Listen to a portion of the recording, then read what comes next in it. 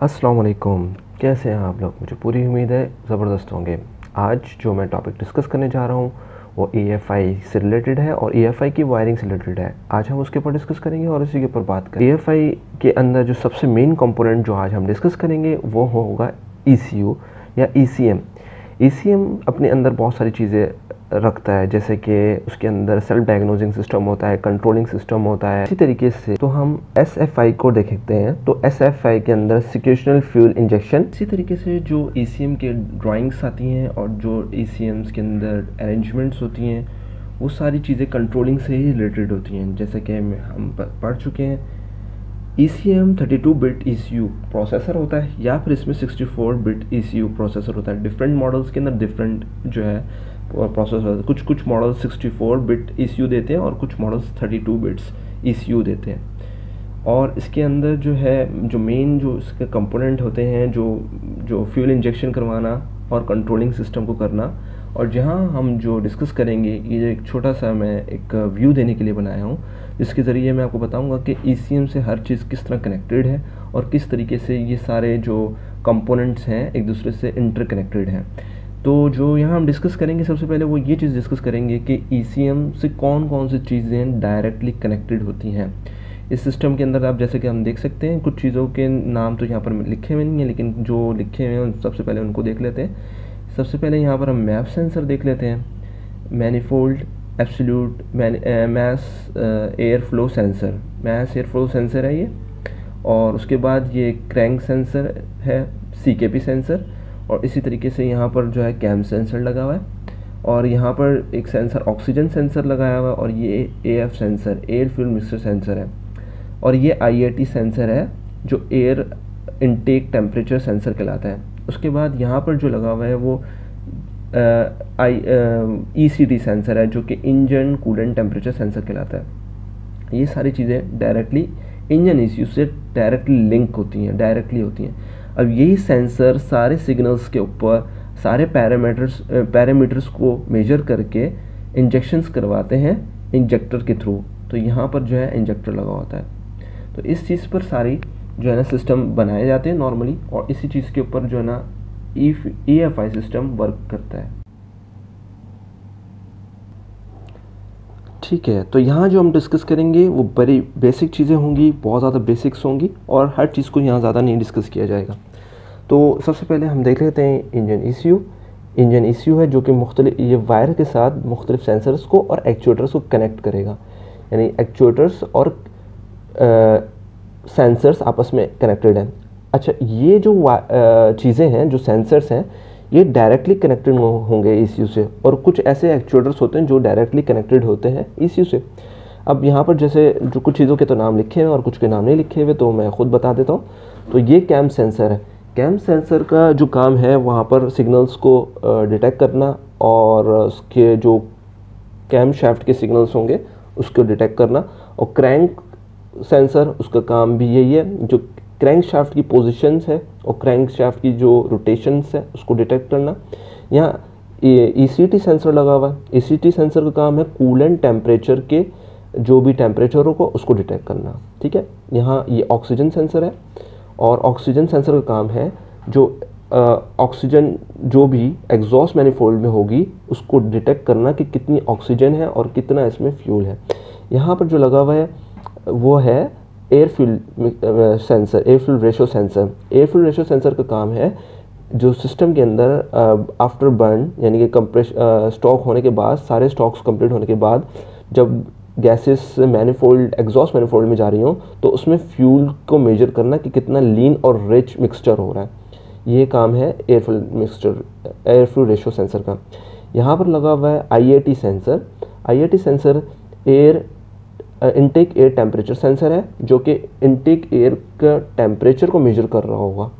यहाँ पर लगा हुआ है मैप सेंसर, जो कि है मैस एयर फ्लो सेंसर, जो इनटेक साइड पे जितनी एयर इनटेक हो रही होगी उसको सेंस करना कि कितनी इनटेक हो रही है, उसका मैस को, एयर फ्लो को सेंस करना।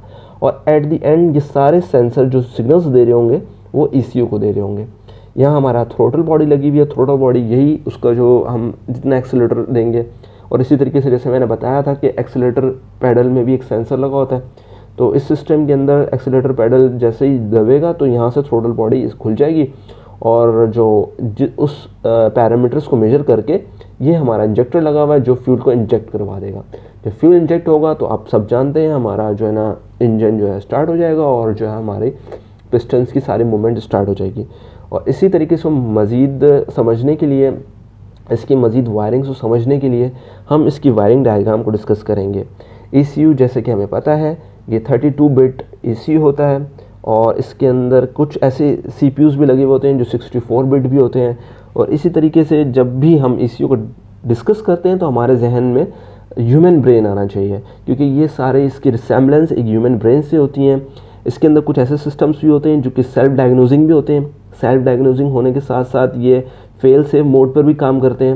فیل سیف موڈ ہونے کے ساتھ ساتھ اس میں جو ہے وہ سیکوینشنل فیول انجیکشن، جو مین اس کا پرپس ہے کہ فیول انجیکشن کروانا کریکٹ ٹائمنگ پہ، کریکٹ اماؤنٹ فیول انجیکشن کروانا، یہی ہمارا ای ایف آئی کا مین سینیریو ہے کہ فیول انجیکشن کروانا کریکٹ ٹائمنگ پہ۔ تو اسی چیز کو ہم مزید ڈسکس کرنے کے لیے ہم اس کی وائرنگ کو دیکھیں گے، اور اس کی وائرنگ چونکہ بہت بیسک ہوگی تو ہم بیسک طریقے سے اس پر جو ہے نا ورک آؤٹ کریں گے۔ چلیں نیکسٹ وائرنگ کی طرف چلتے ہیں۔ تو یہاں پر جو ہم بیسک چیزیں کو سمجھنے جا رہے ہیں، بیسک وائرنگ ڈائیگرام ہے۔ تو سب سے پہلے میں آپ کو یہ بتا دوں کہ میں بہت ساری چیزوں کو جو ہے نا چونکہ بہت زیادہ کانسائز لے کے چلنا چاہتا ہوں، تو بہت ساری چیزیں جو ہیں یہیں سمجھا دوں گا اسی سرکٹ کے اوپر۔ کچھ الیکٹریکل کمپوننٹس ہیں جو کہ ہمیں یہاں سمجھنے ہیں، تو میں پوری امید کرتا ہوں آپ کو پورے طریقے سے سب سسٹم سمجھ آ جائیں گے۔ تو سب سے پہلے جو میں سمجھانے جا رہا ہوں وہ ہے ہمارے یہاں سے شروع کرتے ہیں گراؤنڈ۔ یہ سیمبل جو کہلائے گا جو گراؤنڈ کا سیمبل ہوگا، ہمیشہ الیکٹریکل وائرنگ ڈائیگرام کے اندر اس طرح کے جو بھی سیمبلس یوز ہوں گے وہ گراؤنڈ کے لیے یوز ہوں گے، یعنی کہ یہ باڈی گراؤنڈ بھی ہو سکتا ہے، یعنی نیگیٹو باڈی گراؤنڈ۔ اس کے بعد جو نیگیٹو اور باڈی گراؤنڈ جو یہاں لگا ہوا ہے، اس کے بعد یہاں سے ہم بیٹری کنیکٹڈ ہے، یہ نیگیٹو ہو گیا، اور یہ ایریا جو ہو گیا بیٹری کا پازیٹیو ہو گیا۔ تو یہ بیٹری لگی ہوئی ہے پوری، یہ جو باکس کے اندر ہے یہ پوری بیٹری ہے، بیٹری کے سیلز لگے ہوئے ہیں۔ تو پازیٹیو یہاں سے اس سرکٹ سے سٹارٹ ہو رہا ہے۔ اس کے بعد یہاں سے آگے آ جاتا ہے ایک مین فیوز جو کہ ای ایف آئی کا مین فیوز ہوگا۔ ای ایف آئی مین فیوز کا مطلب یہی ہے کہ یہ وہ فیوز ہے جو کہ ہمارے ای سی یو کو جا رہا ہے، یعنی ہمارے ای سی یو کی مین سپلائی ہے۔ اس کے علاوہ ایک چیز جو ہوتی ہے وہ ڈائریکٹ بھی بیٹری کو جا رہی ہوتی ہے، جو کہ میں نے یہاں مینشن نہیں کی ہوئی، جو کہ ایک وائر ڈائریکٹ بیٹری سے ای سی یو کو جا رہی ہوتی ہے، اور وہ ڈائریکٹ وائر جو ہے نارملی بغیر کسی ای سی یو بغیر کسی فیوز کی ہوتی ہے، اور اس کا مقصد یہاں پر ڈائریکٹلی دینا یہ ہوتا ہے کہ ای سی یو کی بیک اپ میموری مینٹین رکھ سکے، یعنی ہمارا جو کمپیوٹر ہے اس کی بیک اپ میموری بھی مینٹین ہوتی رہے ساتھ ساتھ، یعنی کہ اگر انجن ای سی یو بند ہے تو ہماری بیک اپ میموری اس میں رہے، گاڑی بند ہے اور تو اس میں سارے جو پیرامیٹرس ہیں اور ڈاٹا ہے سیو رہیں۔ اگر اسی دوران کوئی کوڈ آ جاتا ہے یا کوئی پرابلم آ جاتی ہے تو وہ بھی اس بیٹری کے وولٹیج سے ہمارے جو کمپیوٹر یا ای سی یو میں وہ چیز ویلیو سیو ہو جائے گی۔ اس کے بعد جو ہے ہم جو ڈسکس کریں گے وہ یہ کریں گے اس کے یہاں سے یہ مین فیوز سے جا رہا ہے ہمارا سوئچ کا ایسا سیمبل ہوتا ہے، یعنی کہ ایک ایسے کر کے میک اور بریک کر کے لائن دی ہوتی ہیں جو کہ سوئچ ہوتی ہیں۔ اس کے بعد ای ایف آئی فیوز ہوگا، ای ایف آئی فیوز کے بعد جو ہے نا ہمارا ای سی یو میں اس کی سپلائی چلی جائے گی۔ اس کے بالکل نیچے اگر ہم دیکھیں گے تو یہ ہماری مین ریلے لگی ہوئی ہے۔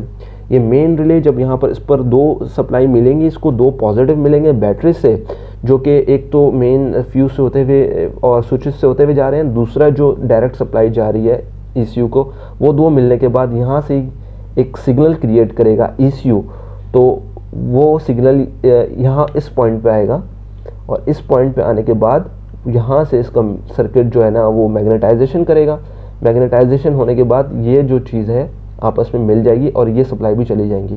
تو اس کا مطلب ہے یہاں سے 3 پازیٹیو اندر چلے جائیں گے، ایک پازیٹیو یہاں سے اندر جائے گا جو ہے 3 پازیٹیو ملا کے پوری انجن ای سی یو کو پاور سپلائی مل جائے گی۔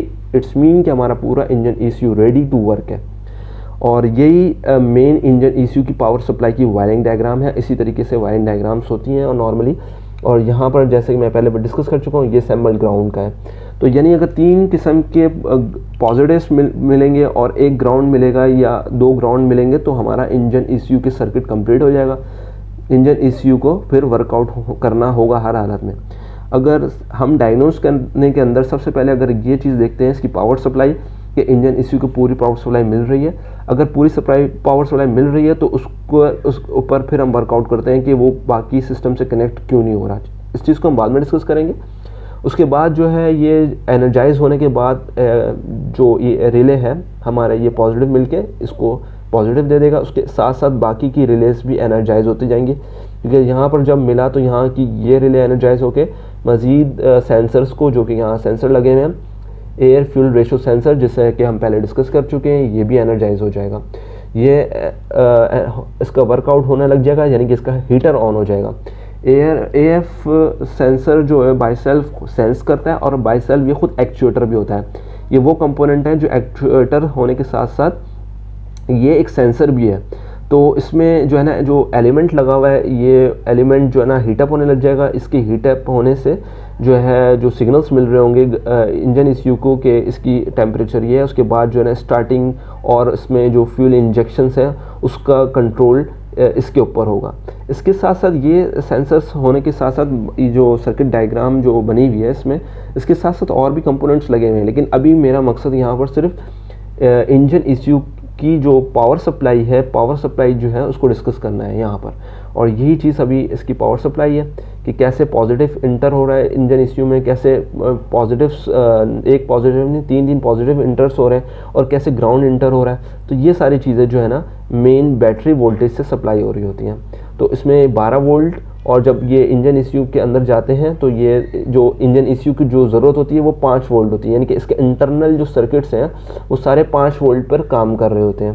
اور یہ اس کے انجن ایسیو کی جو ریلیٹڈ سینسرس ہیں وہ ان کو 5 وولٹ سپلائی کرتا ہے. یعنی اوور آل انجن ایسیو جو ہے وہ 5 وولٹ کے اندر جو بھی اس کی کنٹرولنگ سسٹم ہے وہ کام کر رہا ہوتا ہے.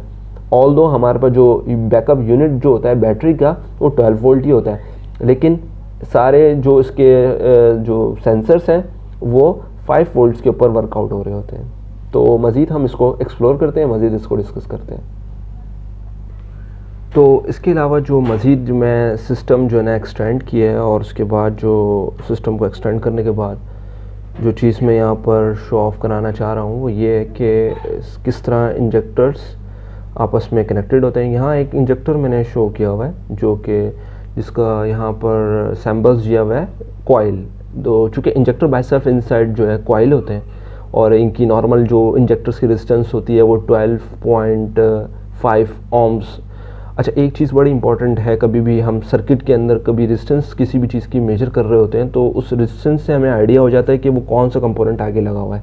تو جیسا کہ ہمیں کچھ کمپوننٹس کے جو ایکچویٹرز کے اگر ریزسٹنس یاد ہیں تو ہم وائرنگز کے ذریعے اس کمپوننٹ کو ریکوگنائز کر سکتے ہیں.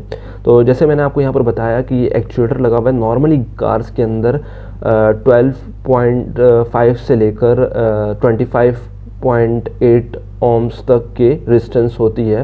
ریزسٹنس جو کہ انجیکٹرز کی ہوتی ہے، انجیکٹرز کی ریزسٹنس نارملی اتنی ہی ہوتی ہے.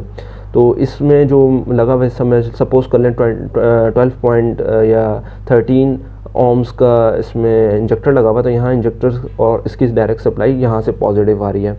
اور اس سرکٹ کے اندر جہاں بھی جیسے کہ ڈفرینٹ سرکٹ ہوتے ہیں ڈفرینٹ ماڈلس کے اندر، ڈفرینٹ کارز کے اندر، مرسڈیز بینز ہو گئی یا BMW ہو گئی، ٹیوٹا ہو گئی، اور ڈفرینٹ جو ماڈلس ہیں ان میں ڈفرینٹ سسٹم ہوتے ہیں.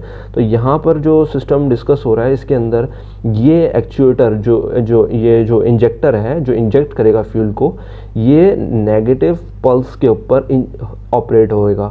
یعنی کہ اگر کمپیوٹر ECM یا ECU اس کو نیگیٹو پلس دے گا تو اس نے انجیکٹ کروا دینا ہے، اس نے فیول کو انجیکٹ کر دینا ہے، کیونکہ یہاں پر اس کو کنٹینیو پازیٹیو مل رہا ہے، کنٹینیو پازیٹیو اس کا سرکٹ مل رہا ہے. جیسے ہی اس کو نیگیٹو پلس ملے گا، اور پلسیشن سی دی جاتی ہیں یہاں پر سگنلز والی پلسیشن ہوتی ہیں جو ویو لینتھ ہوتی ہے، اس پلس کے اوپر یہ انجیکٹ کرے گا فیول کو. اور اس کی پلسیشن بھی ڈیپینڈ کرتی ہے کہ کتنا فیول انجیکٹ کرنا ہے. اور وہی جیسے میں پہلے ڈسکس کر چکا ہوں کہ پورے پیرامیٹرز کو میجر کرتے ہوئے یہ فیصلہ کرے گا، ڈیسائیڈ کرے گا کہ کتنا فیول جو ہے نا انجیکٹ ہونا چاہیے. تو یہاں پر نیگیٹو پلسیشن ہوگی.